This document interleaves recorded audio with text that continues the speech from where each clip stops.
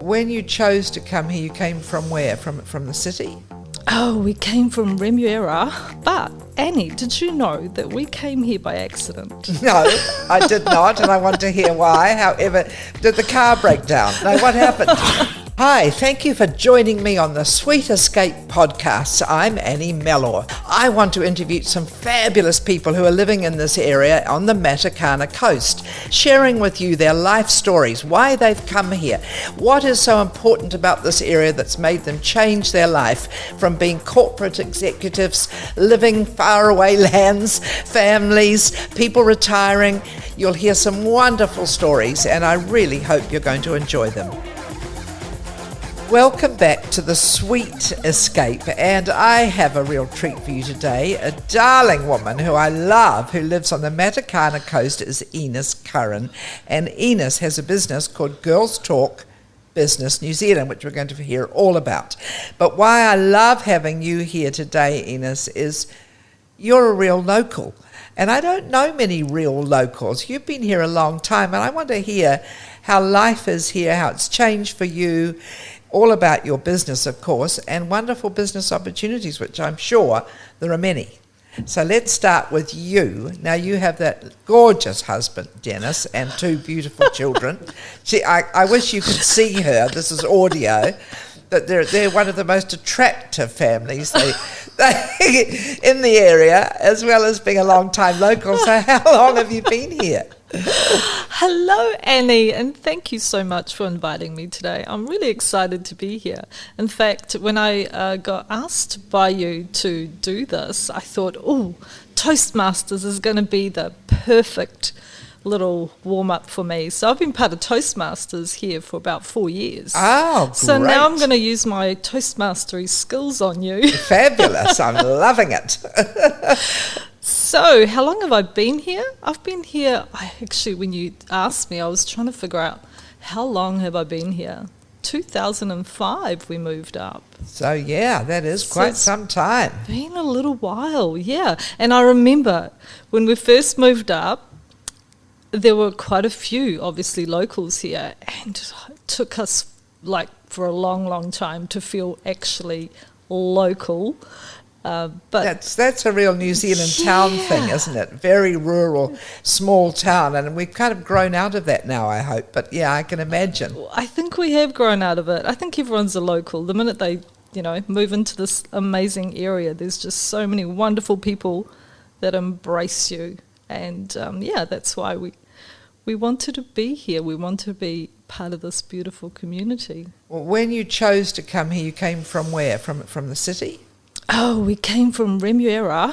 Remuera. Yes, we were there. And you came up here. And you had two little children then? Yeah, we decided, so the children were, Sash was 5 and Jordan was 8. And I remember thinking, if we make a move, we need to move now, because children end up joining, all sorts of after-school activities and get ingrained in community things. So we thought, we better make the move. But Annie, did you know that we came here by accident? No, I did not, and I want to hear why. However, did the car break down? No, what happened? No, we were supposed to only be here for a very short time. So we moved up here with the intention of actually moving to the shore and living there permanently. Ah. Yes. And you never went back? Well, we turned up here, it was like November, we put the kids in the Matakana primary school, and the kids absolutely loved it. Bare feet back then, not so much now, I'm not sure, but it was a very beautiful, casual place to live. It was gorgeous. And the school, I hear even now, is fantastic. It's such a community hub, and everybody seems to know everybody. So I think moving into a rural community, you would have got to know people really quickly. I think children help that, don't they? They become, they bring their friends home, and that's how you meet other families and other people. That's so true. That was Children awesome. And dogs. Yeah. Of course, you do have a dog. Walking the dog on Omaha, you always bump into someone that wants to chat to you for sure. Exactly. So, wow, you've been here almost 20 years. So now the children have left home. But in that time, I just want to touch on this for a minute, because you're both Croatian, you and Dennis, yes. and you've kept those roots. I think that's why this area appealed to us so much, because being Croatian, everybody knows a Croatian that loves to, talk and we're just such community people. So when we moved to Matakana, hospitality, big families. Yes, always some event happening with the big families. So yeah. And so this attracted you because it was. I think everyone knew your name. I'm not so sure if it's the same now, but certainly when we moved in, it was like everybody knew everybody, and that was like home to us. It felt really a home type of feeling. Wow! And of course, you travel backwards and forwards to Croatia too, so you've got that link still going with your children. In fact, we're hoping to get back there soon. Good. Now we can. How exciting! Man, that's exciting.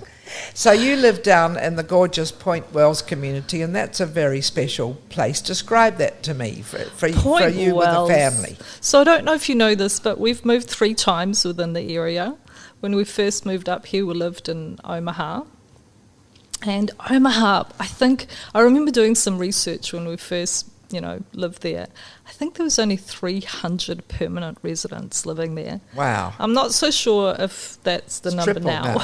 No, I think it's tripled for sure. It was really interesting. You'd go for a walk at night and you see the lights on, or you didn't see any lights on. That's how you knew how many people lived in the area. Back then it was just very rare to find anyone living there. A lot of batches. People would come up. A lot of batches, yeah. Old school batches too. Yeah, old school. Wow. And from there, where did you go? So then we decided to build. That's a big thing. We did the build thing, yes. We built this beautiful house in Omaha. And lived there for a little while, and then it just outgrew us suddenly. We built this house that was for little kids. And then the children turned into teenagers. Yeah, and they want more space, don't they? And you want more space. If you've got teenagers, I think it was me. I needed more space from them. Yeah, definitely.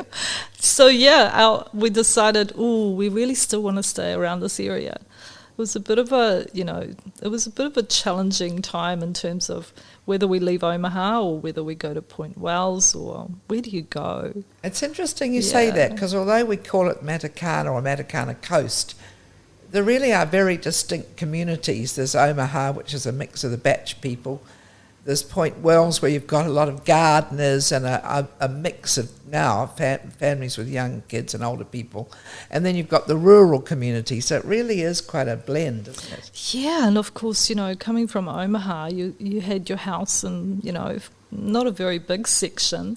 So then to move out of Omaha, you had these huge options, whether you buy more land and do more things. So I think Point Wells appealed to us because the soil is just so beautiful. And apparently it's got the best garden club ever.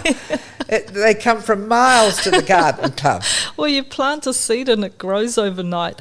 There's a saying, I remember when we bought the house we're in right now, and the beautiful owner said to us, "Now, Ines, do you like cutting grass?" And I said, "Yeah, I love cutting grass." She said, "Well, just so you know, you might love it now, but you might get sick of it after a while, because by the time you've taken your lawnmower across the lawn, you turn around and the grass is growing." Oh, dear. Literally, that's what happens in Point Wells. So tell me, your garden is big. What happens in your garden? Well, not much right now, but I do have my father who comes up and helps. So he's a gardener. He does a lot of plants, and he does the whole traditional Croatian garden, which is lots of veggies and lots of fruit, and wow, we like food. We do. And then you've got a big spit roast for Sunday lunches. Oh, and things. Yes, I'm waiting for an invitation. You'll have to come round. But Dennis decided he wanted to build the biggest. Have you heard of this? You have? He's built the biggest barbecue extravaganza. So you can actually just stand there, and we do the whole lamb on the spit standing up. So it's pretty massive. It's not that attractive, but it does the job. It does the job. When you want to invite the whole family and half the village. Exactly. Well, you could probably do a whole couple of roast pigs in there as well. That Point Wells always intrigues me, because they do things like that Christmas carry on? In Point Wales itself. Yeah, the way they decorate all their letterboxes. The letterboxes. Well, that's an interesting concept, isn't it? I think who started that? That was one of your counterparts, wasn't it? One of the movers and shakers at Point Wells. I think it's a very clever idea, but it's just we're sort of just on the outside of that, you don't have so to do we it. don't have to do it. The line starts just around the corner from us. Where it says welcome, with a big welcome sign. Yeah. That's true. And you actually have got a bigger piece of land now, I think of it. It is quite a sizable piece. It's not bad. So your children growing up here, then they all went to Maharangi College. Yeah, so we took Jordan down for a couple of years. He was going to Kristen. That was when I was still working in Auckland, and that was a drive down and drive back. So it was on my way, and I'd drop him off. But then I stopped the work and decided, you know what, you can go to the local school. Wow, what a shock for him. Not really. I mean, it's one of the biggest schools in Auckland, isn't it? I think it is. I think it's up there. I just thought, we're going to live here locally. You might as well know your local people that you surround yourself with. So, yeah. It was nicer for him with his friends because they could all hang out at your place. Yeah. It's the bigger house. Exactly. Perfect, I would have thought. Actually, that's what I mean. I did have teenagers when we lived in Kerikeri, and I understand what you're saying because when they're living local, they can cruise around the cars locally. They're not going to get into too much trouble, and they'll all end up at somebody's house, and you know where they are. It's a real benefit. So true, yes, actually. so true. Yeah. So now, business-wise, so you stopped because you were in fashion. I've had a couple of careers. Ah. Yes. I like these reinventions. Tell me. The reinventions are really important, aren't they? And it's one of my passions right now, talking about reinventing yourself, especially when you get into your 50s. Good. Because as a 50-year-old woman, you've got probably a couple of choices to make. And, you either stop and relax or you keep going. And do you think it's in line too with when your children are leaving home? Do you think it's around the same time? Or is it just getting older and more philosophical? I don't know if the word older really appeals to me because I do struggle with that. More experienced in life. So I started my career in business. I owned my own store. It was called Barracuda. It was a retail store. And that was, when I was 27, I started that. And I had 2 children during the whole time. That's pretty young for a girl. To be owning your own business that was full on. And it was pretty full on. So 2 children later and a pretty busy life. It was a pretty cool life back then, owning your own business and running your own show. But then, you get to that point in your life where you go, is this it? And I didn't want it just to be that as my legacy. I needed more. So we decided to move on from Barracuda, and it was a matter of searching what to do next. Yeah, which is difficult. Really difficult. To find your new passion, or to find what is your passion. The passion, really. Yes, to find the passion that's probably been there, but you've never recognised it, or you've never worked on it, or you've never given it space. No, that's right, because you're so busy working and raising kids and raising a husband and, all raising a husband. That's the biggest job. Exactly. So how did you find your new passion, and what was it? Well, I took a few turns along the way. So I did do a bit of waitressing at the local restaurants, and then I tried my hand in real estate. Did you? Yes. Wow. Did that for a few years, and boy, I learnt a few things. It was great. A few tricks you didn't want to know. Yeah. Well, the first thing I learnt from real estate was a really good thing to do, to learn was how to feel comfortable with seeing your face on a sign. I know it sounds so simple to some people. But there's a shyness to me as well. I actually don't like being that visible. So that was a bit of a learning curve for me. Wow. And putting yourself out there, because it really is door knocking, isn't it, often? Well, there's a big difference between selling products and then selling yourself, isn't there? Yes. So that was the learning experience. Wow. Which gave you more confidence, I'm sure. It's a different type of confidence, isn't it? When you can stand behind a product and sell it confidently, it's like, that's easy to me. But then to be able to just stand in your own self and sell yourself, that's a totally different game. Wow. And that didn't turn out to be your long-term passion. What did? It wasn't. I'm dying to know. I didn't intend real estate to be my long-term passion. It was like a stepping stone. I think people go into it for different reasons, and they stay in it for different reasons as well. I couldn't see myself staying in there for a long. Although, in saying that, if I did go back, I'd be totally different now. It's interesting because you've learnt new skills. I've learnt new skills, yeah. And that's basically your new business. Well, Girls Talk Business started off as a bit of a fun thing to do. I love communities. I really do. I love people. So I started off as, I wonder if I can start a group and grow it, because I like to bring people together. And so what started off as a really tiny little group, 300 people, turned into now 8,500 women. 300 people, that's not so tiny, Ines. Well, 300 was tiny, but 8,500 is huge, and you never envisaged that. Oh, yes, no, I have big visions. So I am planning for it to grow even bigger. Wow. And so explain this business. Right, so it never started off as a business. I used Girls Talk as a platform to grow and learn and expand, which was a really good way. I mean, you don't really have an opportunity to go to school for this when you're in your 50s, do you? No, you don't, but you've got good networking skills by the time you're that age. You know a lot of people. I think that helps, doesn't it? It does. So, Girls Talk was all about me exploring who am I, having a conversation with other women, figuring it out along the way, and I think I did that. I would say you've got that many people you're talking to.